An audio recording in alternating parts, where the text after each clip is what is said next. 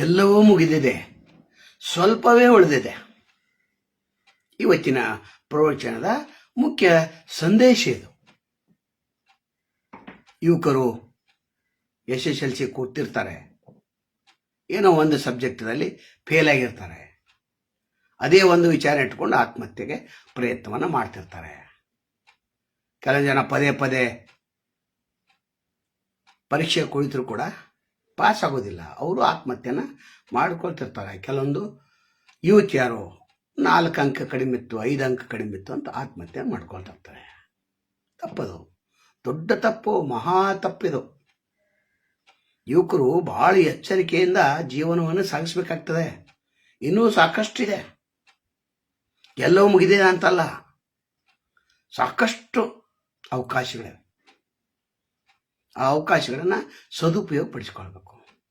ರೈತರು ಅವರು ಕೂಡ ಎಂಥ ಎಡವಟ್ಟವನ್ನು ಮಾಡ್ಕೊಳ್ತಾ ಇದ್ದಾರೆ ಅಂತಂದರೆ, ದೊಡ್ಡ ಸಾಧನೆಯನ್ನು ಮಾಡತಕ್ಕಂಥ ರೈತರು, ಅನ್ನದಾತರು, ಇವರು ಕೂಡ ಆತ್ಮಹತ್ಯೆಯನ್ನು ಮಾಡ್ಕೊಳ್ತಾ ಇದ್ದಾರೆ. ಯಾಕೆ? ಕಾರಣ ಇಲ್ಲ, ಸಾಲ. ಯಾರಿಗೆ ಸಾಲಿಲ್ಲ? ಭಾರತ ಪ್ರತಿಯೊಬ್ಬ ಪ್ರಜೆಯ ಮೇಲಿದೆ, ಕರ್ನಾಟಕದ ಪ್ರತಿಯೊಬ್ಬ ಪ್ರಜೆಯ ಮೇಲೆ ಸಾಲಿದೆ. ನೀವು ಯಾಕೆ ಆತ್ಮಹತ್ಯೆಗೆ ಸಂಬಂಧ ಏನಿದೆ? ಅದು ಸಾಲಕ್ಕೆ ಮತ್ತು ಅದಕ್ಕೆ ತೀರಿಸ್ತಾರೆ. ಆಗೋದಾಗ್ತದೆ, ಹೋಗೋದು ಹೋಗ್ತದೆ. ಇದು ನೀವು ಮಾತಾಡ್ತಿರ್ತೀರ. ಆದರೂ ಕೂಡ ಆತ್ಮಹತ್ಯೆ ಅಂತಿಮ ಪರಿಹಾರ ಅಲ್ಲವೇ ಅಲ್ಲ. ಬಹಳ ಎಚ್ಚರಿಕೆಯ ಜೀವನವನ್ನು ಸಾಗಿಸ್ಬೇಕಾಗ್ತದೆ. ರಾಜಕಾರಣಿಗಳು ನೋಡ್ರಿ, ಅವರು 20 ಕೋಟಿ ಆಸ್ತಿ ಇರ್ತೈತೆ, ಅದರ 10 ಕೋಟಿ ತೋರಿಸಿರ್ತಾರೆ. 10 ಕೋಟಿ ತೋರ್ಸಂಗಿಲ್ಲ, ಅವರು ಸುಳ್ಳು ಹೇಳ್ತಿರ್ತಾರೆ. ರಾಜಕಾರಣಿಗಳು ಎಂದಾದರೂ ಆತ್ಮಹತ್ಯೆ ಮಾಡ್ಕೊಂಡು ನೋಡಿದರೇನು? ಇಲ್ಲ. ಒಂದು ಎಲೆಕ್ಷನ್ ಸೋಲ್ತಾರೆ, ಒಟ್ಟ ವಿಚಾರ ಮಾಡಂಗಿಲ್ಲ. ಮುಂದಿನ ಎಲೆಕ್ಷನ್ ಗೆಲ್ತಾರೆ. ಅವ್ರಿಗೆ ಗೊತ್ತಿದೆ ಎಲ್ಲವೂ ಮುಗಿದೆ, ಸ್ವಲ್ಪ ಉಳಿದಿದೆ. ಅಂದರೆ ಎಲ್ಲೋ ನಾ ಸ್ವಲ್ಪ ಇಲೆಕ್ಷನ್ದಲ್ಲಿ ತಪ್ಪಿದೆ ಅಂತ. ಆ ತಪ್ಪಿನ ಅರಿವಾಗಿ ಅಲ್ಲಿ ಮುಂದಿನ ಸಲ ಏನು ಮಾಡ್ತಾರೆ, ಅವರು ಪ್ಯಾಕಪ್ ಮಾಡ್ತಾರೆ, ಇಲ್ಲಿ ಪರಿಹಾರವನ್ನು ಕಂಡುಕೊಳ್ತಾರೆ. ಅವಾಗ ಏನಾಗ್ತಿದೆ, ನಾವು ಸಮಸ್ಯೆನ ಬಗೆಹರಿಸೋಕ್ಕೆ ಸಾಧ್ಯ ಆಗ್ತದೆ. ಎಲ್ಲವೂ ಮುಗಿದೆ, ಸ್ವಲ್ಪ ಉಳಿದೆ. ಶಿಕ್ಷಕರು ಕೂಡ 30 ವರ್ಷ ಸೇವೆ ಸಲ್ಲಿಸಿರ್ತಾರೆ. ಕೊನೆಯ ಗಳಿಗೆಯಲ್ಲಿ ಯಾವುದೋ ಒಂದು ಬಾಲಕಿಗೆ ಏನೋ ಒಂದು ಮಾಡ್ಲಿಕ್ಕೆ ಹೋಗಿ ಎಡವಟ್ಟು ಮಾಡಿಕೊಂಡು ಇಡೀ ಜೀವನ ನರಕ ಮಾಡ್ಕೊಳ್ತಾರೆ, ಕೊನೆಗೆ ಆತ್ಮಹತ್ಯೆ ಮಾಡ್ಕೊಳ್ತಾರೆ. ಕಾರ್ಮಿಕರು ಕೂಡ ಯಾವುದೋ ಒಂದು ಸಮಸ್ಯೆಯಿಂದ ತೆಗೆದು ಹಾಕಿರ್ತಾರೆ, ಇನ್ನೊಂದು ಕಾರ್ಖಾನೆ ಇರ್ತೈತಲ್ಲ, ಅಲ್ಲಿ ಹೋಗ್ಬೋದು. ಡಿಪ್ರೆಷನ್ದಾಗ ಯಾಕಿರ್ಬೇಕು? ಯಾಕಂದ್ರೆ ಮನುಷ್ಯಗೆ ಕತ್ತಲೆ ಭಾಳ ಇದೆ. ಕತ್ತಲೆಯಿಂದ ಬೆಳಕಿನೆಡೆಗೆ ತರುವಂಥ ಯಾರು ಹೇಳೋರಿಲ್ಲ, ಕೇಳೋರಿಲ್ಲ. ಪಾಲಕರು ಕೂಡ ಹೇಳುತ್ತಾ ಇದ್ದಾರೆ.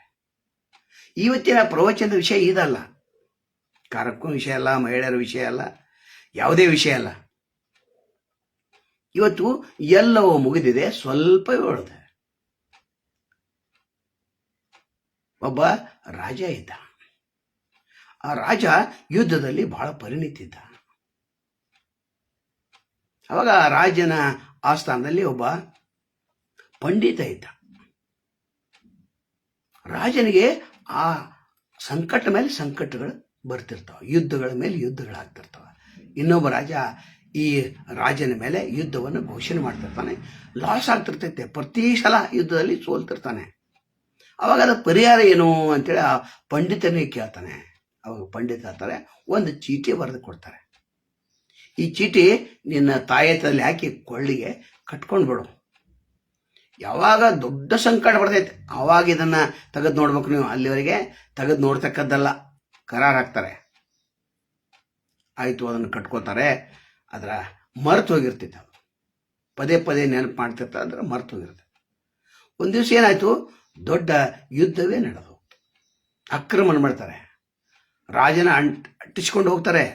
ರಾಜ ಒಂದು ಗುಹೆಯಲ್ಲಿ ಸೇರ್ಕೊಂಡು ಬಿಡ್ತಾನೆ. ಸ್ವಲ್ಪ ಅಂತರ ಇರ್ತೈತೆ, 1 ಕಿಲೋಮೀಟರ್.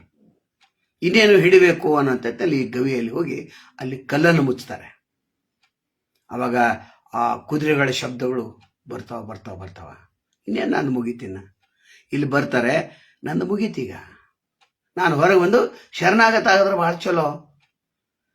ಶರಣಾಗತ ಆಗಲಿಲ್ಲ ಅಂತಂದ್ರೆ ನನ್ನ ಮುಗಿಸ್ಬಿಡ್ತಾರೆ, ಕೊಂದು ಬಿಡ್ತಾರೆ. ಶರಣಾಗತ ಅಂದ್ರೆ ಅಟ್ಲೀಸ್ಟ್ ಜೈಲ್ದಲ್ಲೇ ಹಾಕ್ತಾರೆ, ಶೆಲ್ದಲ್ಲೇ ಹಾಕ್ತಾರೆ. ವಿಚಾರ ಮಾಡ್ತಾನೆ. ಆ ಕುದುರೆಗಳ ಶಬ್ದ ವೇಗವಾಗಿ ತನ್ನ ಕಡೆಗೆ ಬರುವಂಥ ಒಂದು ಶಬ್ದವನ್ನು ಕೇಳ್ತಾನೆ, ಗಾಬರಿ ಆಗ್ತಾನೆ. ಅವಾಗ ಪಂಡಿತ ಕೊಟ್ಟಂಥ ಚೀಟಿ ಅವು ಏನು ಹೇಳ್ತಾರಂದ್ರೆ, ಯಾವಾಗ ನಿಮಗೆ ದೊಡ್ಡ ಸಂಕಟ ಬರ್ತೈತೆ ಆವಾಗ ಈ ಚೀಟಿಯನ್ನು ನೀನು ಓದಬೇಕು ಅಂತ. ಅವಾಗ ಆ ಚೀಟಿಯಲ್ಲಿ ಏನಿರ್ತಿದೆ, ಎಲ್ಲವೂ ಮುಗಿದೆ, ಸ್ವಲ್ಪ ಉಳಿದಿದೆ. ಅವಾಗಂತ ಹೌದು, ಎಲ್ಲ ಮುಗಿದಿದೆ, ಇನ್ನು ಸ್ವಲ್ಪ ಉಳಿದೆ, ಇನ್ನು ಸ್ವಲ್ಪ ಸಾವಧಾನ ಇಲ್ಲೇ ಇರೋಣ, ಇಲ್ಲೇ ಇದ್ದು ಬಿಡೋಣ. ಏನು ಬಂದು ಹಿಡಿತಾರೆ ಇಡ್ಲಿ, ಎಲ್ಲ ಮುಗಿದೈತಲ್ಲ, ಇನ್ನೇನು ಉಳಿದಿದೆ ಅಂತಾರೆ. ಧೈರ್ಯ ತೆಗೆದುಕೊಳ್ತಾರೆ.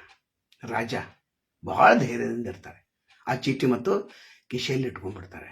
ಅವಾಗ ಆ ಶಬ್ದ ಬಂದು ಆ ಗುಹೆ ಹತ್ತಿರ ನಿಲ್ತಾರೆ. ಅವಾಗ ಕೂಡ ಉಸಿರು ಬಿಗಿ ಹಿಡಿದು ಒಳಗೆ ಕೂತಿರ್ತಾರೆ. ನಂತರ ಆ ಕಡೆ ಈ ಕಡೆ ನೋಡ್ತಾರೆ, ಅಲ್ಲಿ ರಾಜ ಇರಲಿಲ್ಲ. ಬೇರೆ ಗುಹೆಗೆ ಹೋಗಿರ್ಬೇಕಲ್ಲ ಅಂತೇಳಿ ವಿಚಾರ ಮಾಡಿ ಆ ಕುದುರೆಗಳ ಶಬ್ದ ಮತ್ತೆ ಮುಂದೆ ಹೋಗ್ತಾರೆ. ಟಕ್ಕ ಅಂತ ಮುಂದೆ ಹೋಗಿ ಮಾಯ ಆಗ್ತದೆ. ಅವಾಗ ರಾಜ ಹೊರಗೆ ಬರ್ತಾನೆ. ಅವಾಗ ಪಂಡಿತ ನೆನಪು ಬರ್ತಿದೆ. ಪಂಡಿತ ಕಡೆ ಓಡಿ ಹೋಗ್ತಾರೆ. ಏನಪ್ಪ ನಿನ್ನ ಒಂದು ಚೀಟಿ ನನ್ನನ್ನು ಉಳಿಸ್ತು ಅಂತ. ಏನಾಯ್ತು ಅಂತಾರೆ, ಎಲ್ಲ ಹಕ್ಕಿಕತ್ ಹೇಳ್ತಾರೆ. ಅವಾಗ ಮತ್ತೆ ಅದೇ ರಾಜ್ಯ ಇಡೀ ರಾಜ್ಯವನ್ನು ಕಟ್ತಾರೆ, ಸಾಮ್ರಾಜ್ಯವನ್ನು ಕಟ್ತಾರೆ. ಇತಿಹಾಸ ಇದೆ. ಅದಕ್ಕೆ ಎಲ್ಲೋ ಮುಗಿದೆ ಸ್ವಲ್ಪ ಉಳಿದೆ ಅಂದ್ರೆ ಎಲ್ಲ ಮುಗಿದಿರ್ತೈತೆ, ಸ್ವಲ್ಪ ಉಳಿದಿರುತ್ತೆ. ಅದಕ್ಕೆ ನಾವು ತಾಳ್ಮೆ ಅಂತ ಕರಿತೇವೆ. ಯಾರಿಗಿದೆ ತಾಳ್ಮೆ? ಇವತ್ತಿನ ಪ್ರವಚನದ ವಿಷಯ ನೇರವಾಗಿ ತಾಳ್ಮೆಗೆ ಬಂತು. ತಾಳ್ಮೆ ಇರಬೇಕು. ಯಾರೋ ಎಷ್ಟೋ ನಮಗೆ ಅನ್ಯಾಯ ಮಾಡಿರ್ತಾರೆ, ಹಲ್ಲೆ ಮಾಡಿರ್ತಾರೆ, ಏನೋ ಅಪಮಾನ ಮಾಡಿರ್ತಾರೆ, ಕಾಮೆಂಟ್ ಮಾಡಿರ್ತಾರೆ. ಎಲ್ಲವೂ ನೋಡದಂತೆ, ಕೇಳಿದಂತೆ, ಮಾಡಿಯೂ ಮಾಡದಂತೆ ಇರಬೇಕು. ನಿರ್ಲಿಪ್ತದಿಂದ ಇರಬೇಕು. ಕೆಲವು ಸಂದರ್ಭದಲ್ಲಿ ಅಷ್ಟೇ, ಎಲ್ಲ ಸಂದರ್ಭದಲ್ಲಿ ಅಲ್ಲವಲ್ಲ. ಆಯಾ ಸಂದರ್ಭಕ್ಕೆ ತಕ್ಕಂತೆ ನಾವು ನಡಿಬೇಕಾಗ್ತದೆ. ಒಂದು ಮಗು ಎಡೆ ಬೀಳ್ತೈತೆ, ತಾಯಿ ಹಬ್ಬಿಸ್ತಾಳೆ, ಕೂಡಿಸ್ತಾಳೆ. ಆದ್ರೆ ಎಲ್ಲೋ ಮುಗಿದಿಲ್ಲ, ಈಗ ಪ್ರಾರಂಭ ಆಗಿದೆ ಅಂತ ತಿಳ್ಕೊತಾಳೆ. 70 ವರ್ಷ 80 ವರ್ಷದ ತಂದೆ ತಾಯಿಗಳು ಅವರು ಕೂಡ ಡಿಪ್ರೆಷನ್ದಲ್ಲಿ ಬೆಳೀತಾ ಇದ್ದಾರೆ. ಯಾಕ್ರಪ್ಪ, ಏನಿದೆ, ಎಲ್ಲ ಮುಗಿದೈತಲ್ಲ, ಇನ್ನೂ ಸ್ವಲ್ಪ ಉಳಿದಿದೆ, ಇನ್ನೊಂದು 4 ಹೆಜ್ಜೆ ಉಳಿದಿದೆ ಅಷ್ಟೇ. ನೀವೇ ಯಾಕೆ ವಿಚಾರ ಮಾಡಬೇಕು? ಅದನ್ನ ನಿರಾಳವಾಗಿ ಯಾಕಿರೋದಿಲ್ಲ? ಎಷ್ಟು ನೀವು ನಿರಾಳಾಗಿರ್ತೈತೆ ಅಷ್ಟು ಜೀವನ ಸುಂದರ ಆಗಿರ್ತೈತೆ. ಅದು ನಿಮ್ಗೆ ಗೊತ್ತಿಲ್ಲ, ಯಾಕೆ ನಿಮ್ಮ ಹಿರಿಯರು ಹೇಳಿಲ್ಲ, ನೀವು ಹೇಳಿದ್ರು ಕೇಳಿಲ್ಲ, ನೀವು ನಿಮ್ಮ ಮಕ್ಕಳಿಗೆ ಹೇಳಿಲ್ಲ. ತಾಳ್ಮೆ ಅನ್ನೋದು ಬಹಳ ಬಹಳ ಮಹತ್ವದ್ದು. ಅದು 1 ಕೋಟಿ ರೂಪಾಯಿ ಅಲ್ಲ, 10 ಕೋಟಿ ಕೊಟ್ಟರು ಬರೋದಿಲ್ಲ. ನಮಗೆ ತಾಳ್ಮೆ ಇಲ್ಲ. ಸಿಟ್ಟಿನಲ್ಲಿ ಒಂದು ಮರ್ಡರ್ ಮಾಡಿರ್ತಾರೆ, ನೋಡ್ತೇನೆ ಅಂತ ಹೇಳಿ ಹೋಗೋದು. ಸ್ವಲ್ಪ ತಡಿಬೇಕು. ಸಾಲಗಾರ ಬಂದಿರ್ತಾನೆ, ಆಯ್ತಪ್ಪ ನಾಳೆ ಕೊಡ್ತಾನೆ, ಅವ ಆ ಕಡೆ ಹೋಗ್ತಾನೆ, ಇವ ಆತ್ಮಹತ್ಯೆ ಮಾಡ್ಕೊತಾನೆ. ರಾಯ್ ಅಂತ 1,000 ಎಕರೆ ರಾಯ್ ಅಂತ ತಮ್ಗೆ ಗೊತ್ತಿದೆ. IT ರೇಡ್ ಆದಾಗ ಬಂದೂಕು ಎದೆ ಕೊಟ್ಕೊಂಡು ಸಾಯ್ತಾರೆ. ಏನು ತೊಗೊಂಡು ಮಾಡೋದಿತ್ತದು? IT ರೇಡ್ ಮಾಡ್ತಿದ್ರು, ಹೋಯ್ತಿದ್ರು. 1000 ಕೋಟಿಯಲ್ಲಿ ಒಂದು 500 ಕೋಟಿ ಹೋಯ್ತಿದ್ರು. 500 ಕೋಟಿ ಉಳಿತಿತ್ಲ, ಎಲ್ಲಿ ಸಿಕ್ಕಿ ಹಾಕೊಳ್ಳೋಂಥ ಭಯ. ನಮ್ಮಂಥ ಸಲಹೆಗಾರ ಇದ್ದರೆ ಹೇಳ್ತಿದ್ದು, ಆಗಲಿ ರೇಡ್ ಆಗಲಿ, ಏನಾಗೋದಿದೆ. ರೇಡ್ ಯಾರ ಮನೆಗೆ ಆಗಿಲ್ಲ. ಎಷ್ಟು ಅಧಿಕಾರಿಗಳ ಮೇಲೆ ರೇಡ್ ಆಗಿರ್ತೈತೆ. ಮರುದಿವ್ಸ ಮತ್ತು ಒಂದು ಕುರ್ಚಿ ಮೇಲೆ ಕೂತಿರ್ತಾರೆ. ಅವ್ರಿಗೆ ಗೊತ್ತಿದೆ ಎಲ್ಲವೂ ಮುಗಿದಿದೆ, ಸ್ವಲ್ಪ ಉಳಿದಿದೆ, ಇನ್ನೇನು ಸ್ವಲ್ಪ ತೊಗೊಂಡು ಹೋಗ್ತಾರೆ ಅವರು. ಏನು ದೊಡ್ಡ ಎಲ್ಲ ಯಾವ್ದಾರ ಗಳಿಸಿದ್ರಲ್ಲೇ ಒಂದು 90% ಇಡ್ತಾರೆ, 10% ಒಯ್ತಾರೆ. ಯಾಕೆ ಬೇನಾಮಿ ಸಾಕಷ್ಟು ಇರ್ತೈತಲ್ಲ, ಅದಕ್ಕೆ ಭಾಳ ನಿರಾಳವಾಗಿರ್ತಾರೆ. ನಾವಂತೇವೆ ರೇಡ್ ಆಯ್ತಂತ. ಎಲ್ಲಿ ರೇಡ್ ಆಯ್ತು? ಯಾವ ರೇಡ್ ಅದು? ಎಲ್ಲ ಮುಗಿದಿಲ್ಲ, ಇನ್ನೂ ಸಾಕಷ್ಟು ಉಳಿದೆ ಸಮಯ. ಆದರೆ ಇಲ್ಲಿ 70 ವರ್ಷದ ಮೇಲಿನವರು, 60 ವರ್ಷದ ಮೇಲಿನವರು ಬಹಳ ತಾಳ್ಮೆಯಿಂದ ಇರಬೇಕು. ಇವತ್ತಿನ ಪ್ರವಚನ ಮುಖ್ಯವಾಗಿ ಅವರಿಗೇನೆ. ಯಾಕಂದ್ರೆ ಸ್ವಲ್ಪ ಇರ್ತೈತಿ, ಏನೋ ಗಡಬಡಿ ಮಾಡಿರ್ತಾರೆ, ಏನೋ ಸ್ವಲ್ಪ ಇರ್ತೈತಿ, ಆ ಸ್ವಚ್ಛ ಮೇಲೋ ಏನೋ ಮೇಲೆ ಕಣ್ಣು ಹಾಕಿರ್ತಾರೆ. ಎಷ್ಟು ಉದಾಹರಣೆ ನೋಡ್ತಾರೆ. ಮಕ್ಕಳನ್ನು ಹೊರಗೆ ಹಾಕಿರ್ತಾರೆ, ಬಡಿತಾರೆ. ನಮ್ಮ ಅವಸ್ಥೆ ಯಾವ ಅವಸ್ಥೆಯಲ್ಲಿ ಇದ್ದೇವೆ? ಅಂತಿಮ ಅವಸ್ಥೆಯಲ್ಲಿ ಇದ್ದೇವೆ. ಅಂತಿಮ ಅವಸ್ಥೆಯಲ್ಲಿ ಇದ್ದಾಗ ಸಂಸಾರ, ಜಂಜಾಟ, ಹೊಲ ಮನೆ. ಒಬ್ಬ 70 ವರ್ಷ ಆದ ನಂತರ ಮನೆ ಕಟ್ಟಕ್ಕೆ ಶುರು ಮಾಡ್ಯಾನ. ಏನು ತೊಗೊಂಡು ಮಾಡೋದೈತೆ? ಎಲ್ಲೋ ಮುಗಿದೆ, ಸ್ವಲ್ಪ ಉಳಿದೈತಿಲ್ಲ, ಮುಗಿಬಿಡೋದು. ನಿರಂತರವಾಗಿ ನಿರಾಳವಾಗಿ ಆನಂದವಾಗಿ ಸಮೃದ್ಧಿಯಿಂದ ಸಂತೋಷದಿಂದ ನನ್ನ ಜೀವನ ಪವಿತ್ರಾತ್ಮ, ನನ್ನ ಜೀವನ ಶ್ರೇಷ್ಠತ್ವ, ನಾನು ಎಲ್ಲವನ್ನ ಅತ್ಯಂತ ಯಶಸ್ವಿಯಾಗಿ ನಾನು ಮುಗಿಸಿದ್ದೇನೆ. ನನ್ನ ಜೀವನದಲ್ಲಿ ಅತ್ಯಂತ ಪವಿತ್ರವಾದ ಕೆಲಸಗಳನ್ನು ನಾನು ಮಾಡಿದ್ದೇನೆ. ನಾನು ಮಾಡೋದೇನಿಲ್ಲ, ಇನ್ನು ಸ್ವಲ್ಪ ಉಳಿದೆ, ಆರಾಮಾಗಿದ್ದು ಬಿಡೋದು, ಧ್ಯಾನದಲ್ಲಿರೋದು, ಯೋಗ ಮಾಡೋದು, ವಾಕಿಂಗ್ ಮಾಡೋದು. ನೀವೇನು ಮಾಡ್ತಾರೆ? ಅದೇ ಜಂಜಾಟದಲ್ಲಿ 60 ವರ್ಷ ಆಯ್ತು, 70, 80 ವರ್ಷ ಅವ್ರು ಜಂಜಾಟಾಗಿರ್ತಾರೆ. ಏನಪ್ಪ ಬದುಕು? ಇದಕ್ಕೆ ಬದುಕಂತಾರ? ಬದುಕಲ್ಲದು ನರಕ. ಹಂಗಾದ್ರೆ ಬದುಕಿದೆ ಏನೇನು? ಒಬ್ಬ ಅಜ್ಜ ಇದ್ದ, ಅವನು ಸೈಂತ ಏನು ಹೇಳ್ತಾನ, ನಾ 10 ಎಕರೆ ಹೊಲ ಮಾಡಿನಪ್ಪ, ನೀವು 20 ಎಕರೆ ತಗೋಬೇಕಂತ ಹೇಳಿ ಸಾಯ್ತಾನ. ಅವನ ಮಗ ಅವನು 20-40 ಎಕರೆ ಮಾಡ್ತಾನೆ. ಅವನು 80 ಎಕರೆ ಮಾಡ್ಬೇಕಪ್ಪ ನೀವೆಲ್ಲ ಮಕ್ಕಳು, ನಾ ದೊಡ್ಡ ಸಾಧನೆ ಮಾಡಿದೆ ಅಂತ ಅವನು ನರಳಿ ದುಡ್ದು ಸಾಯ್ತಾನೆ. ಅವನ 80 ಮಾಡ್ತಾನೆ, ಅವನು 160 ಮಾಡ್ತಾನೆ. ಅವಾಗ ಆ ಮೊಮ್ಮಗನಿಗೆ ಅವಾಗ ಹೇಳ್ತಾರೆ, ನೀನು ಮಾಡ್ಬೇಕಪ್ಪ 360 ಎಕರೆ ಮಾಡ್ಬೇಕು ನೀ. ಯಾಕಂದ್ರೆ ನಮ್ಮ ಫ್ಯಾಮಿಲಿ ಇರ್ತದೋ ಡಬಲ್ ಫ್ಯಾಮಿಲಿ, ಡಬಲ್ ಮಾಡ್ಕೋತವ್ರು ನಾವು, ನಮ್ಮದು ಪರಂಪರೆ ಇದು. ಆದ್ರೆ ಯಾರು ಚೆನ್ನಾಗಿ ಬದುಕಲಿಲ್ಲ, ಎಲ್ಲೋ ಮುಗಿದೆ, ಸ್ವಲ್ಪ ಉಳಿದೆ ಅಂತ ತಿಳ್ಕೊಳ್ಳಿಲ್ಲ, ಜೀವನದ ಮರ್ಮನ ತಿಳ್ಕೊಳ್ಳಿಲ್ಲ, ಯಾರು ಹೇಳಿಲ್ಲ. ಬರೀ ಹೊಲ ಮಾಡ್ರಿ, ಆಸ್ತಿ ಮಾಡ್ರಿ, ಅದು ಮಾಡ್ರಿ ಹೇಳ್ರಿವಿನ ಎಲ್ಲೋ ಮುಗ್ದೈತೆ ಅಂತ ಹೇಳಿಲ್ಲ. ಅವಾಗ ಅವ ಮೊಮ್ಮಗ ಅಂತಾನ, ಬಾಂಬೆದಾಗ ಇದನ್ನು ಮಾರಿಕೊಂಡು ದೊಡ್ಡ ಒಂದು ತಾಜ್ ಮಹಲ್ ಅಂತ ದೊಡ್ಡ ಹೋಟೆಲ್ ಕಟ್ಟಿ ಆರಾಮಾಗಿರ್ಬೋದಲ್ಲ. ನಮ್ದೇನು 160 ಎಕರೆ ಇದೆ, ಆರಾಮಾಗಿ ವಿಚಾರ ಮಾಡ್ತಾನೆ, ಆರಾಮಾಗಿ ಅದನ್ನು ಮಾರಿ ಅಲ್ಲಿ ದೊಡ್ಡೊಂದು ಹೋಟೆಲ್ ಹಾಕಿ ಆರಾಮಾಗಿರ್ತಾನೆ ಇಡೀ ಜೀವನ ಪರ್ಯಂತ. ನೋಡ್ರಿ ಅದು ಅವನ ಬುದ್ಧಿ ಹೆಂಗೆ, ಈ ಅಜ್ಜನ ಬುದ್ಧಿ ಹೆಂಗೆ, ಮಕ್ಕಳ ಬುದ್ಧಿ ಹೆಂಗೆ, ಮೊಮ್ಮಕ್ಕಳ ಬುದ್ಧಿ ಹೆಂಗೆ. ಆತ ಮರಿಮಗ ಕಿರಿಮಗ ಎಂಥ ಜೀವನವನ್ನು ಸಾಗಿಸಿದ. ಹಾಗೆ ನಾವು ನಮ್ಮ ಜೀವನವನ್ನ ನಿರಾಳವಾಗಿ, ನಿರಂತಕವಾಗಿ, ನಿರಾಳವಾಗಿ ಸಮೃದ್ಧಿಯಿಂದ ಸಾಗಿಸ್ಬೇಕಾದ್ರೆ ನಾವೇನು ಮಾಡಬೇಕು? ಎಲ್ಲೋ ಮುಗಿದೆ, ಸ್ವಲ್ಪ ಉಳಿದಿದೆ, ಯಾವುದೇ ಒಂದು ಕೆಲಸ ಆಗಲಿ, ಇನ್ನು ಸ್ವಲ್ಪ ಇತ್ತಪ್ಪ ಮುಗಿಸೋನು, ತಡಿನೋ ಕೊಡ್ತೇನಲ್ಲ ನಾಳೆ. ಎಲ್ಲಿ ಹೋಗ್ತದೆ? ನಾ ಎಲ್ಲಿ ಹೋಗ್ತಾನೆ, ನೀ ಎಲ್ಲಿ ಹೋಗೋದು? ಮನೆ ಮುಗಿರ್ತೈತೆ, ಉದ್ಘಾಟನೆಗೆ ರೊಕ್ಕ ಇರಂಗಿಲ್ಲ, ಆಯ್ತೈತೆ, ಸ್ವಲ್ಪ ತಡಿ, ಯಾವ ಬರ್ತಾನೆ ಯಾವ ಕೊಡ್ತಾನೆ, ಮುಗಿತೈತೆ ಅದು. SLC ಒಂದು ಫೇಲ್ ಆಗಿರ್ತದೆ, ಮತ್ತೆ ಪಾಸ್ ಆಗ್ತಿ. PUC ಸೆಕೆಂಡ್ ಇಯರ್ ರ್ಯಾಂಕ್ ಬಂದವ್ರು ಅದಾರೆ SLC ಫೇಲ್ ಆದ ನಂತರ. ಎಷ್ಟೋ ರೈತರು ಎಷ್ಟೋ ಸಾಲವನ್ನು ಮಾಡಿರ್ತಾರೆ, ಆದ್ರೆ ಯಾರಿಗೂ ಅಂಜಂಗಿಲ್ಲ. ಅವರು DCC ಬ್ಯಾಂಕ್ ಸಾಲ ಮಾಡಿರ್ತಾರೆ, ಕೋಆಪರೇಟಿವ್ ಸಾಲ ಮಾಡಿರ್ತಾರೆ, ಕೈಗಳು ಮಾಡಿರ್ತಾರೆ, ಕೊಡ್ತಂತವ್ರು. ಎಲ್ಲಿ ಹೋಗೋದ? ನಾ ಊರಾಗ ಬಿಟ್ಟ, ನನ್ನ ಹೊಲ ಇಲ್ಲ 20 ಎಕರೆ, ನೀ ಏನು ಹೇಳತ್ತೀನಿ? ನನಗೆ 10 ಲಕ್ಷ ಕೊಟ್ಟಿದ್ದೀನಿ, ನನಗೆ ಕೇಳತ್ತೀನಿ. ಆತ ರೈತ ಎಲ್ಲ ಸಾಲ ಕಳೆದು ದೊಡ್ಡ ಶ್ರೀಮಂತ ಆದಂಥ ಉದಾಹರಣೆಗಳು ಕೂಡ ನಮ್ಮ ಕಡೆ ಇಡೀ ರಾಜ್ಯದಲ್ಲಿ. ಆತ್ಮಹತ್ಯೆ ಪ್ರಕರಣಗಳು ಜಾಸ್ತಿ ಯಾಕೆ ಆಗ್ತಾ ಇದೆ ಅಂತ ಇದೆ, ಗೊತ್ತಿಲ್ಲ, ಸೂತ್ರ ಗೊತ್ತಿಲ್ಲ, ಬದುಕಿನ ಮರ್ಮ ಗೊತ್ತಿಲ್ಲ, ಬದುಕಿನ ಆಳ ಗೊತ್ತಿಲ್ಲ, ಸಂತೋಷಕ ಗೊತ್ತೇ ಇಲ್ಲ. 1 ಲಕ್ಷ ಪಗಾರ ಆಗ್ತೈತೆ, ಅವಾಗ 1,20,000 ಆಗ್ತೈತೆ, ಮತ್ತೂ ಬೇಕಂತಾನೆ. ಬದುಕುವಂತ ರೀತಿ ಗೊತ್ತಿಲ್ಲ. ಆಯ್ತಪ್ಪ, ಎಲ್ಲ ಕೊಟ್ರ, ಸರ್ಕಾರ ಏನು ಕೊಡೋದು ಕೊಡ್ತು, ನಾನು ಇನ್ನು ಆರಾಮಿರ್ಬೇಕಂತಲ್ಲ. ಆರಾಮಿಲ್ಲ ನೀವು ಪೆನ್ಷನ್ ಬಂತು, ಆ ದುಡ್ಡನ್ನು 2 ಬಿಲ್ಡಿಂಗ್ ಕಟ್ಟಿದ, ಆ ಬಿಲ್ಡಿಂಗ್ 2 ಬಾಡಿ ಕೊಟ್ಟ, ಸತ್ತ. ಯಾಕೆ? ಇದ್ದಂಥ ಒಂದು ಬಿಲ್ಡಿಂಗ್ದಲ್ಲಿ ಆರಾಮಾಗಿದ್ದು, ರಾಜನಂತಿದ್ದು, ಎಲ್ಲ ಮುಗ್ದೈತಪ್ಪ, ಇನ್ನೇನು ರಿಟೈರ್ಮೆಂಟ್ ಆಯ್ತು ಅಂತಾನ. ಅದರ ರಿಟೈರ್ಮೆಂಟ್ ಆದ ನಂತರ ಹೆಚ್ಚು ತ್ರಾಸ ತಗೋತಿರ್ತಾನೆ. ಅವಾಗ ನೌಕರಿ ಇದ್ದಾಗ ಏನತ್ತಾನ, ರಿಟೈರ್ಮೆಂಟ್ಗೆ ಹೋದ್ರೆ ಭಾಳ ಆರಾಮಿರೋದಿಲ್ಲ, ಯಾವನು ವಿಚಾರ ಮಾಡೋದಿಲ್ಲ. ಎಲ್ಲಿ ಸಮಾಜ, ಎಲ್ಲಿ ಸಮಾಜ ಸೇವೆ, ಎಲ್ಲಿ ಏನೂ ಇಲ್ಲ, ನಾವು ಆರಾಮಾಗಿರೋಣ ಅಂತಾನ. ಅದಾದ ನಂತರ 60 ವರ್ಷ ನಂತರ ಸಿಕ್ಕ ನಳಲಿಕ್ಕೆ ಪ್ರಾರಂಭ ಮಾಡ್ತಾರೆ. ಇದು ಬದುಕಂದ್ರೆ ಇದಲ್ಲ, ಬದುಕಂದ್ರೆ ಇದಲ್ಲ. ಹೊಳ್ಳಿ ನಿಮಗೆ ಬರ್ತೈತೆ ಅದು.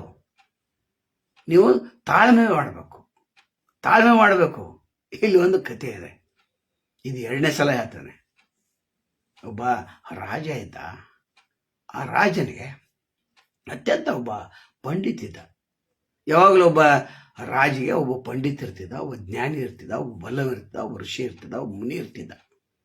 ಅವನಿಗೆ ಸಲಹೆ ಸೂಚನೆಗಳನ್ನು ಕೇಳ್ತಾ ಇದ್ರು. ಈ ರಾಜನಿಗೆ ಮಕ್ಕಳಾಗಿರ್ಲಿಲ್ಲ. ಅದು ಇವನು ಕೊರಗಲಿಲ್ಲ, ಆನಂದದಿಂದನೇ ಇದ್ದ, ಸಂತೋಷದಿಂದನೇ ಇದ್ದ. ಈ ರಾಜ್ಯವನ್ನ ಮುಂದೆ ನಡೆಸಬೇಕಪ್ಪ ಅನ್ನೋದು ಒಂದು ವಿಚಾರವನ್ನು ಕೇಳಲಿಕ್ಕೆ ಅವ ಪಂಡಿತನ ಕಡೆ ಹೋಗಿದ್ದ. ಪಂಡಿತನ ಕರೆಸಿದ್ದ. ಕರೆಸಿ ಕೇಳ್ತಾನೆ, ಏನಿದು ಮುಂದೆ ಹೆಂಗ ಅಂತ ಕೇಳ್ದ. ಅವಾಗ ಆ ಪಂಡಿತ ಒಂದು ಹಣ್ಣನ್ನು ಕೊಡ್ತಾನೆ. ಆ ಹಣ್ಣು ಇಷ್ಟು ವಿಶಿಷ್ಟ ಇರ್ತೈತಲ್ಲ, ಅದು ತಿನ್ಲಿಕ್ಕೂ ರುಚಿ ಇರ್ತೈತೆ, ಶಕ್ತಿವಂತ ಇರ್ತೈತೆ. ನಂತರ ಯೌವನದಿಂದ, ಇಡೀ ಜೀವನ ಯೌವನದಿಂದ ಇರ್ತೈತಿ, ಒಂದು ಮಗು ಹುಡ್ತೈತಿ ಅಂತ ಹೇಳಿದ್ದ. ಈ ಹಣ್ಣದಿಂದ ಅಷ್ಟೊಂದು ಪವರ್ಫುಲ್ ಐತೆ ಅಂತೇಳಿ ಅದನ್ನ ಕೊಟ್ಬಿಟ್ಟಿದ್ದ. ಕತೆ ಏನೇ ಇರಲಿ, ಅದರ ಸ್ವಾರಸ್ಯ ಏನಿದೆ ನೋಡೋಣ, ಇದರ ತಾತ್ಪರ್ಯ ಏನಿದೆ ನೋಡೋಣ. ಅವಾಗ ಬರ್ತಾನೆ, ಸ್ನಾನ ಮಾಡ್ತಾನೆ, ರಾಣಿನ ಕರಿತಾನೆ, ನೋಡು ನಂದೇನೋ ಮುಗಿದಿದೆ, ಸ್ವಲ್ಪ ಹೊಡೆದೈತಿನ, ಆಯ್ತು ಐಷ, ಆದರೂ ಮಗು ಬೇಕಂತ ನನಗೊಂದು ಇಚ್ಛೆ ಇದೆ, ಆದ್ರೆ ಆಗ್ಲಿ ಬಿಟ್ಟು ಬಿಡ್ಲಿ, ನೀ ಅದನ್ನ ಹಣ್ಣನ್ನು ತಿನ್ನು, ನೀನು ಯೌವನದಿಂದ ಇರ್ತೀವಿ, ಒಂದನೇದು, ಎರಡನೇದು ಒಂದು ಮಗು ಆಗ್ತೈತಿ ಹೇಳ್ತಾನೆ. ತಿನ್ನು ಅಂತಾನೆ. ಆಯ್ತು ಮಹಾರಾಜರೇ, ಆಮೇಲೆ ತಿಂತಾನೆ ಅಂತ. ಅವ ಆಕೆ ಮಾವುತನನ್ನ ಪ್ರೀತಿ ಮಾಡಿರ್ತಾಳೆ. ಆಗ ಆಕೆ ರಾತ್ರಿ ಮಾವುತನ ಕಡೆ ಹೋಗ್ತಾಳೆ. ರಾಜ ಎಲ್ಲೇ ಹೋಗಿರ್ತಾನೆ, ಆಗ ಮಾವುತನ ಕಡೆ ಹೋಗ್ತಾಳೆ. ತಿನ್ನು, ನೀನು ಬಲಿಷ್ಠ ಉಳಿಬೇಕು, ನೀನು ಯೌವನ ಉಳಿಬೇಕು, ಇದನ್ನು ತಿಂದ್ರೆ ನೀನು ಯೌವನಸ್ಥಿರ್ತಿ, ಮತ್ತು ನಿನಗೊಂದು ಮಗುನು ಹುಡ್ತೈತೆ. ಅದು ನನಗೆ ಹುಟ್ಲೆತ್ತ, ಇನ್ನಾವ್ರಿಗೆ ಹುಟ್ಲಿ, ಒಟ್ಟು ಒಂದು ಮಗು ಹುಡ್ತೈತೆ. ಅವಾಗ ಅವನು ತೆಗೆದುಕೊಡ್ತ ಆಮೇಲೆ ತಿಂತಾನೆ ಅಂತ ಹೇಳ್ತಾನೆ. ಆವಾಗ ಮಾವುತ ಆ ರಾಜಧಾನಿಯಲ್ಲಿ ಒಂದು ನರ್ತಕಿಯನ್ನ ಪ್ರೀತಿ ಮಾಡಿರ್ತಾನೆ. ಆವಾಗ ಹೆಚ್ಚು ನರ್ತಕಿಯರು ತಮಗೆಲ್ಲ ಗೊತ್ತಿದೆ. ಆತ ನರ್ತಕಿಗೆ ಕೊಡ್ತಾನೆ, ನೋಡು ನಿನ್ನ ಯೌವನ ಹೀಗೆ ಉಳಿಬೇಕು, ನಾನು ತುಂಬ ನೋಡ್ಬೇಕು, ಆನಂದ ಪಡಬೇಕು, ನಿನ್ನ ಜೊತೆ ಸುಖ ಜೀವನವನ್ನು ಸಾಗಿಸ್ಬೇಕು ಅಂಥೇಳಿ ನೀನು ತಗೋ, ಒಂದು ಮಗು ಹುಡ್ತೈತಿ ನಿನಗೆ, ಆರಾಮಾಗಿರಕ್ಕಿಲ್ಲ. ಆಕೆ ಆಶ್ಚರ್ಯ ಆಗ್ತಾಳೆ, ಆದರೂ ಕೂಡ ಯಾರಿಗೆ ಹೇಳೋದಿಲ್ಲ. ಆಮೇಲೆ ತಿಂತೇನೆ ಅಂತೇಳಿ ಅದನ್ನು ವಿಚಾರ ಮಾಡ್ತಾಳೆ. ರಾತ್ರಿ ವಿಚಾರ ಮಾಡ್ತಾಳೆ, 4 ದಿವಸ ವಿಚಾರ ಮಾಡ್ತಾಳೆ, ತಿನ್ಲೋ ಬೇಡ ಅಂತ. ಆದ್ರೆ ಆಕೆಗೆ ಅನಿಸ್ತೈತಿ, ರಾಜನಿಗೆ ಮಕ್ಕಳಿಲ್ಲ, ಮತ್ತು ಅವನು ಯೌವನ ಉಳಿತಾನೆ, ರಾಜ್ಯ ಸುಭಿಕ್ಷೆ ಉಳಿತೈತೆ, ಈ ಕಡೆ ರಾಜ್ಯ ಸುಭಿಕ್ಷೆ ಉಳಿತೈತೆ, ನಂತರ ಮಗುನ ಆಗ್ತೈತೆ. ಆ ಮಗು ಆದ ನಂತರ ರಾಜ್ಕುಮಾರನು ಬರ್ತಾನೆ, ಇಡೀ ರಾಜ್ಯ ಸಮೃದ್ಧಿ ಆಗ್ತೈತೆ. ನಂತ ಜೀವನ, ನಂದೆಂತ ಜೀವನ, ನಂದೇನು ಜೀವನ ಇದು, ನರಕನಂದ ಜೀವನ ಅಂತೇಳಿ ಆಕೆ ಬಂದು ಮತ್ತೆ ರಾಜ ಕೊಡ್ತಾಳೆ. ರಾಜರೇ, ಇದನ್ನು ತಿನ್ನಿ, ನೀವು ಯೌವನದಿಂದ ಇರ್ತೀರಿ, ಇದಕ್ಕೊಂದು ಮಂತ್ರ ಇದೆ, ಇದಕ್ಕೊಂದು ಶಕ್ತಿ ಇದೆ, ಮತ್ತು ಮಗು ನೋಡ್ತೀವಿ. ಅವ್ನು ನೋಡ್ತಾನೆ, ಆಶ್ಚರ್ಯ ಆಗ್ತೈತೆ. ಯಾಕಂದ್ರೆ ತಾನೇ ಕೊಟ್ಟಂತ ಹಣ್ಣು ತನಗೇ ಮಂದು ಬಂಟಿತ್ತಲ್ಲ, ಆಶ್ಚರ್ಯ ಆಗ್ತೈತೆ. ಅದು ಅವಾಗ ಯಾರಿಗೂ ಏನೂ ಅನ್ನೋದಿಲ್ಲ, ಇಷ್ಟೇ ಜೀವನ ಅಂತ ತಿಳ್ಕೊತಾನೆ. ಹಾಗೆ ನಾವು ಕೂಡ ಎಲ್ಲೋ ಮುಗಿದೆ, ಸ್ವಲ್ಪ ಉಳಿದಿದೆ, ಜೀವನ ಇಷ್ಟೇ ಇದೆ, ಯೌವನ ಬಂದು ಗೊತ್ತಾಗೋದಿಲ್ಲ, ಬಾಲ್ಯನಕ ಮುಗಿದು ಹೋಗಿರ್ತೈತೆ, ಸಂಸಾರಾವಸ್ಥೆ, ವಾನಪ್ರಸ್ಥ ಇದೆಲ್ಲ ಅದು 60 ವರ್ಷ ನಂತರ. ಅದನ್ನ ಯಾಕೆ ನಾವು ಮಾಡಂಗಿಲ್ಲ? ಆರಾಮಾಗಿರಪ್ಪ, ನಿರಾಳವಾಗಿರೋದು. ಯಾಕಂದ್ರೆ ಎಲ್ಲ ಮುಗಿದಿದೆ, ಸ್ವಲ್ಪ ಉಳಿದಿದೆ, ಆ ಸ್ವಲ್ಪ ಉಳಿದಂಥ ದಾರಿಯನ್ನು ನಾವು ಸಾಗಿಸೋದಿರ್ತೈತೆ ಅಷ್ಟೇ. 120 ಕಿಲೋಮೀಟರ್ ಊರಿದೆ, 100 ಕಿಲೋಮೀಟರ್ ನಡೆದಿರ್ತೇವೆ, ಇನ್ನೊಂದು 20 ಕಿಲೋಮೀಟರ್ ಇರ್ತೈತೆ, ನಾವು ಕೂಡ್ತೇವೆ, ನನ್ನ ಕಡೆ ಆಗಂಗಿಲ್ಲಪ್ಪ, ಇನ್ನು ಮುಂದೆ ನಾವು ಬರೋಕ್ಕಾಗಂಗಿಲ್ಲ. ಅವಾಗ ಹಿರಿಯ ಹೇಳ್ತಾನೆ, ತಡಿಪ್ಪ, ಇನ್ನ ಸ್ವಲ್ಪ ದೂರ ಇದೆ, ಇಲ್ಲೇ ಇದೆ, ಹೋಗೋಣ. ಆವಾಗ ಊರು ಹೋಗಿ ಮುಟ್ತಾರೆ. ನಿಮಗೂ ಗೊತ್ತಿದೆ, ಒಂದು ದೇವಸ್ಥಾನಕ್ಕೆ ಹೋಗಿರ್ತಾರೆ, ದೇವಸ್ಥಾನದ ಗುಡ್ಡದ ಮೇಲೆ ಇರ್ತೈತೆ, ಅಲ್ಲಿ ಕೆಳಗೆ ಬಂದು ಅಂತ ಕೂತಿರ್ತಾರೆ, 45 ಕಿಲೋಮೀಟರ್ ನಡ್ಕೊಂಡ್ ಬಂದಿರ್ತಾರೆ. ಆದ್ರೆ ಅಲ್ಲೇ 1 ತಾಸು ಕೊಡ್ತಾರೆ. ಎಷ್ಟು ಸ್ಟೆಪ್ ಇರ್ತಾವ? ಒಂದು 500 ಸ್ಟೆಪ್ ಇರ್ತಾವ. ಅವಾಗ ಏನೈತಿ, ಎಲ್ಲ ಮುಗಿತಪ್ಪ ನಂದ, ಇನ್ನು ಏರಾಕಾಗಂಗಿಲ್ಲ, ಬಂದಿನ ಕರೆ ಕಾಲೆಲ್ಲ ಸುತ್ತಿದಾವ, ಇನ್ನೇನು ಮಾಡೋದು, ಇಲ್ಲೇ ನಮಸ್ಕಾರ ಮಾಡಿ ಹೋಗೋಣ ಅಂತಂದಾಗ ಒಬ್ಬ ಹೇಳ್ತಾನೆ ಎಲ್ಲ ಮುಗಿದಿದೆ, ಇನ್ನು ಸ್ವಲ್ಪ ಐತಪ್ಪ, ಒಂದು ಸ್ವಲ್ಪ ಸ್ಟೆಪ್ ಎಲ್ಲ ಹೋಗ್ಲ, ಅಲ್ಲಿಂದ ಇಲ್ಲಿ ಬಂದಿಲ್ಲ. ಅವಾಗ ಆ ಧೈರ್ಯದ ಮೇಲೆ ಹೋಗಿ ದರ್ಶನ ತಗೋತಾರೆ. ಹಾಗೆ ನಮ್ಮ ಜೀವನದ ದರ್ಶನ ನಮಗಾಗ್ಬೇಕು. ಆಗ್ಬೇಕಾದ್ರೆ ಬಲ್ಲೋರು ಬೇಕಲ್ಲ, ಜ್ಞಾನಿಗಳು ಬೇಕು, ಸತ್ಪುರುಷರು ಸತ್ಸಂಗ ಬೇಕು. ನಾವು ಸತ್ಸಂಗದಲ್ಲಿ ಕೂಡೋದ್ರಿಂದ ಏನಾಗ್ತದೆ, ಇವೆಲ್ಲವೂ ಪರಿಹಾರ ಆಗ್ತಾವೆ ಒಂದೊಂದು ಒಂದೊಂದು ಒಂದೊಂದಾಗಿ. ಹಿಂಗಾಗಿ ನಾ ಗೌತಮ್ ಬುದ್ಧರು ಎಲ್ಲರಿಗೂ ಹೇಳ್ತಾರೆ, ಸ್ವಲ್ಪ ಬಂದು ಕೂಡ್ರಪ್ಪ, ಸ್ವಲ್ಪ ಕೂಡ್ರಿ, ಎಲ್ಲ ಗೊತ್ತಾಗ್ತೈತಿ ನಿಮಗೆ. ಅಮ್ರಪಾಲಿ ಇದ್ದಳಲ್ಲ, ಅಮ್ರಪಾಲಿ ಬಂದು ಕೂತಳು ಗೌತಮ್ ಬುದ್ಧಗ ನಮಸ್ಕಾರ ಮಾಡ್ತಾಳೆ. ಏನ್ರಿ ಬುದ್ಧರೇ, ಏನ್ ಮಾಡ್ತಾ ಇದ್ರಿ, ಏನ್ ಮಾಡ್ತಾ ಇದ್ರಿ ನೀವು? ಇಲ್ಲ, ಜನರಿಗೆ ಸಂದೇಶವನ್ನ ಹೇಳ್ತಾರೆ. ಏನ್ ಸಂದೇಶ, ಏನ್ ಆಗೋದೈತೆ? ಇಲ್ಲ, ಕತ್ತಲಿಂದ ಬೆಳಕಿನ ನಡೆ ಬರ್ತಾರವರು, ಜನರಿಗೆ ಗೊತ್ತಿಲ್ಲ, ಅದಕ್ಕೆ ನಾನು ತಿಳಿಸ್ತಾ ಇದ್ದೇನೆ ಅಂತ. ಏನು ಆಗೋದಿಲ್ಲ. ನೀನು ಸ್ವಲ್ಪ ಕೊಡಿಲ್ಲೇ, ಸ್ವಲ್ಪ ಕೊಡು, ನೀನು ನನ್ನ ಮಾತನ್ನು ಕೇಳು. ಆವಾಗ ಆಕೆ ಅಮ್ರಪಾಲಿ ಬಂದು ಕೂಡ್ತಾಳೆ. ಕೂತ ನಂತರ ಅಲ್ಲಿ ಒಂದು ವಿಚಾರ ವಿನಿಮಯ ನಡೀತಿತ್ತು ಆಕೆ ತಲೆಯಲ್ಲಿ. ಏನು ಹೇಳತ್ತಾನೆ ಇವ, ಏನು ಹೇಳತ್ತಾನೆ, ಎಲ್ಲವನ್ನು ಹೇಳ್ತಿರ್ತಾರೆ. ಆವಾಗ ನರ್ತಕಿಗೆ ಒಂದ ಮಾತು ಹೇಳ್ತಾರೆ, ಎಲ್ಲೋ ಮುಗಿದೆ ಸ್ವಲ್ಪ ಉಳಿದಿದೆ ಅಂತ. ಅವಾಗ ಆಕೆ ಅಂತಾಳೆ, ಇನ್ನು ನನ್ನ ಜೀವನ ಏನು, ಎಲ್ಲ ಮುಗಿದೆ, ಇನ್ನು ಸ್ವಲ್ಪ ಉಳಿದಿದೆ. ವಿಚಾರ ಮಾಡ್ತಾಳೆ. ತಂದೆಲ್ಲ ಬಂಗಾರವನ್ನ ಕಟ್ಟಿಟ್ಟು ಬುದ್ಧನ ಸಮೀಪಿಡ್ತಾಳೆ. ನಮ್ದೆಲ್ಲ ಮುಗಿತ್ರೆ ಇನ್ನು ನಾನು ಆರಾಮಾಗಿರ್ತೇನೆ ಅಂತ. ಬುದ್ಧ ಅಂತ, ನನಗೆ ಬೇಡ, ನೀನು ತೆಗೆದುಕೊಂಡು ಹೋಗು. ಅವಾಗ ತೆಗೆದುಕೊಂಡು ಹೋಗ್ತಾಳೆ. ಮರುದಿವಸ ಆಕೆ ವಿಚಾರ ಮಾಡ್ತಾಳೆ, ಇಲ್ಲ ನಂದೆಲ್ಲ ಮುಗಿದೆ, ಇನ್ನು ಸ್ವಲ್ಪ ಉಳಿದೆ, ಇದನ್ನ ರಾಜನಿಗೆ ಕೊಡಬೇಕು, ಯಾರು ಗೌತಮ್ ಬುದ್ಧರಿಗೆ ಕೊಡ್ಬೇಕಂತ. ಅವಾಗ ಶಿಷ್ಯರು ಹೇಳಿ ಕಳಿಸ್ತಾರೆ. ಶಿಷ್ಯರು ಬರ್ತಾರೆ, ಗೌತಮ್ ಬುದ್ಧರಿಗೆ ಹೇಳ್ತಾರೆ, ಆಯ್ತು ಆಕೆ ಅದೆಲ್ಲ ಮುಗಿದೆ, ಸ್ವಲ್ಪ ನಾವು ಇದನ್ನು ಉಪಯೋಗ ಮಾಡ್ಕೊಂಡು ದೊಡ್ಡ ಆಶ್ರಮ ಕಟ್ಬೋದಲ್ಲ, ಗಿಡಗಳನ್ನು ನಡೆಸ್ಬೋದಲ್ಲ ಅಂತ ಹೇಳಿದಾಗ, ನೀವೇನು ಮಾಡ್ತೀರ ಮಾಡ್ರಪ್ಪ, ನನಗೆ ಸಂಬಂಧ ಇಲ್ಲ ಅಂತ. ಆಕೆ ಕಡೆ ಹೋಗ್ತಾ ಆಕೆ ಕೊಡ್ತಾಳೆ. ಆ ಹಣದಿಂದ ಅಮ್ರಪಾಲಿ ವನ ಅಂತೇಳಿ ಒಂದು ವನವನ್ನ ತಯಾರು ಮಾಡ್ತಾರೆ. ಅದಕ್ಕೆ ಹೆಸರು ಅಮ್ರಪಾಲಿ ವನ ಅಂತ ಇನ್ನೂ ಕೂಡ ಇದೆ. ಇನ್ನೊಂದು ರಾಜ್ಯದಲ್ಲಿ ಇನ್ನೊಂದು ನರ್ತಕಿ ಇರ್ತಾಳೆ, ಬಹಳ ಬೆಸ್ಟ್ ದುವಾ ಇದು. ನರ್ತನ ನಡೆದಿರ್ತೈತೆ. ಅತ್ಯಂತ ರಾಜ, ರಾಜಕುಮಾರ, ರಾಜಕುಮಾರಿ, ನಂತರ ಪ್ರಧಾನಿ ಎಲ್ಲರೂ ಇದ್ದಿರ್ತಾರೆ ನೋಡ್ತಾರೆ. ಅವಾಗ ಆನಂದವನ್ನು ಪಡ್ತಿರ್ತಾರೆ. ಅವಾಗ ಏನಾಗ್ತಿತ್ತು ಅಂದ್ರೆ, ಬೆಳಗ್ಗೆ 6 ಗಂಟೆಗೆ ಇನ್ನೊಂದು 5 ನಿಮಿಷ ಉಳಿದಿರ್ತೈತೆ. ಅವಾಗ ತಬಲಾದವನು ನಿದ್ದೆ ಹತ್ತಕ್ಕೆ ಶುರು ಆಗ್ತೈತೆ. ಯಾಕಂದ್ರೆ ರಾತ್ರಿ 10 ಗಂಟೆಯಿಂದ ತಬಲಾ ಬಡಿತಿರ್ತಾನೆ, ಈಗ ನೃತ್ಯ ಮಾಡ್ತಾ. ರಾಜ ನಿಲ್ಸನ್ನೋವರೆಗೆ ನಿಲ್ಸೋದಿಲ್ಲ, ಯಾವುದೇ ಕಾರಣಕ್ಕೂ ನಿಲ್ಸೋದಿಲ್ಲ. ಕಟ್ಟಪ್ಪನ ಇರ್ತೈತಿ. ಯಾರು ನಿಲ್ಸಂದ್ರೆ ನಿಮ್ಗಲ್ಲೇ ಇದನ್ನ ದಂಡ ಅಥವಾ ಶಿಕ್ಷೆನ ಆಗಿನ ಕಾಲದಲ್ಲಿ. ಅವಾಗ ನಿದ್ದೆ ಬರ್ತೈತೆ. ಇನ್ನೇನು ನಿದ್ದೆ ಮಾಡ್ತಂದ್ರೆ ನನ್ನ ನರ್ತನ ನಿಲ್ತೈತೆ, ರಾಜ ಇವನಿಗೂ ಶಿಕ್ಷೆ ಕೊಡ್ತಾನೆ, ನನಗೂ ಶಿಕ್ಷೆ ಕೊಡ್ತಾನೆ ಅಂತ ಅನಿಸ್ತಾಳೆ. ಅವಾಗಂತಾಳೆ, ಎಲ್ಲೋ ಮುಗಿದೆ, ಸ್ವಲ್ಪ ಉಳಿದಿದೆ, ಇನ್ನೊಂದು ಸ್ವಲ್ಪ ಬಾರಿಸಪ್ಪ ಅಂತ. ಎಲ್ಲೋ ಮುಗಿದಿದೆ, ಸ್ವಲ್ಪ ಉಳಿದಿದೆ ಅಂತ ಅಂತಾಳೆ.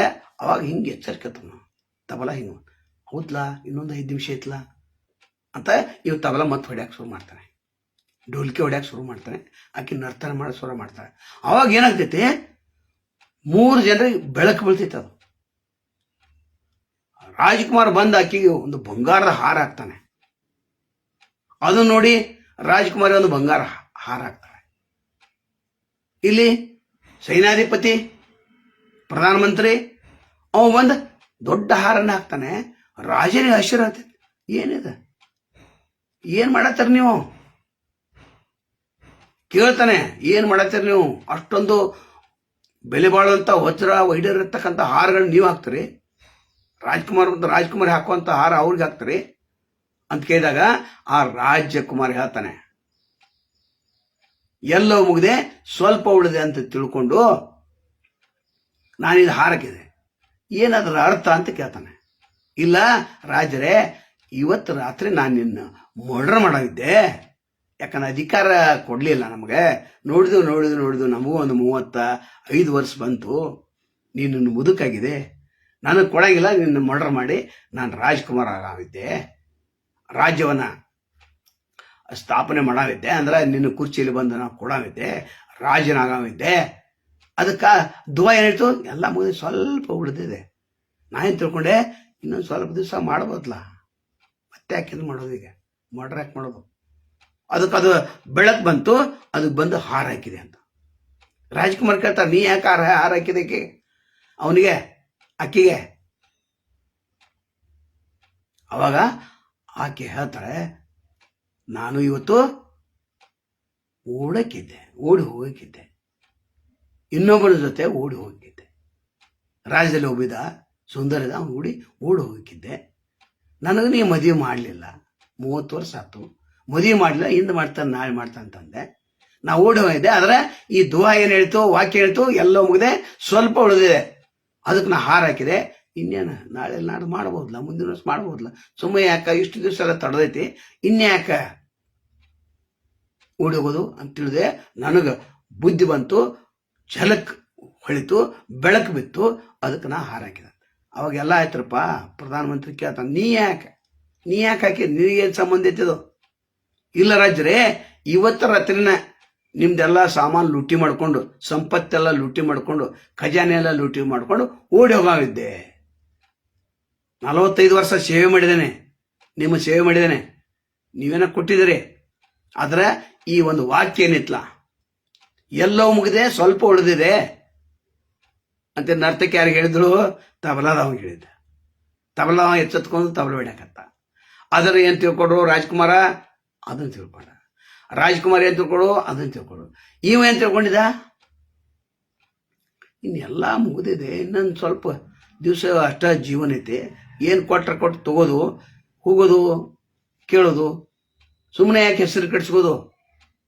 ಅದಕ್ಕೆ ಎಲ್ಲ ಮುಗಿದು ಸ್ವಲ್ಪ ಉಳಿದಿದೆ, ಅದಕ್ಕೆ ನಾ ಲೂಟಿ ಮಾಡಾವಿದ್ದೆ, ಖಜಾನೆ ಲೂಟಿ ಮಾಡ್ಕೊಂಡು ಓಡೋಗಿದೆ. ಅದಕ್ಕೆ ಈ ದುವಾ ಏನೋ ಕಲಿಸ್ತು ನಮಗೆ, ಎಲ್ಲ ಮುಗಿದು ಸ್ವಲ್ಪ ಉಳಿದೆ, ಇನ್ನೊಂದು ಸ್ವಲ್ಪ ದಿವಸ ಕೈಯಿಲ್ಲ, ರಾಜ ಕೊಡ್ತಾನ ನಾ ತಿಳ್ಕೊಂಡೆ. ಅವಾಗ ರಾಜರಿಗೆ ಅರಿವಾಗ್ತದೆ. ಹಾಗೆ ನಮ್ಮ ಜೀವನದಲ್ಲಿ ಎಲ್ಲವೂ ಮುಗಿದೆ, ಸ್ವಲ್ಪವೇ ಉಳಿದೆ ಅಂತ ತಿಳ್ಕೊಂಡು ನಮ್ಮ ಜೀವನವನ್ನು ನಾವು ಪವಿತ್ರತೆಡೆ ಸಾಗಿಸೋಣ ಅಂತ ಹೇಳ್ತಾ ಇವತ್ತಿನ ಪ್ರವಚನನ ಮುಗಿಸ್ತೇವೆ. ನಮಸ್ಕಾರ. ಶರಣು ಶರಣಾರ್ಥಿ.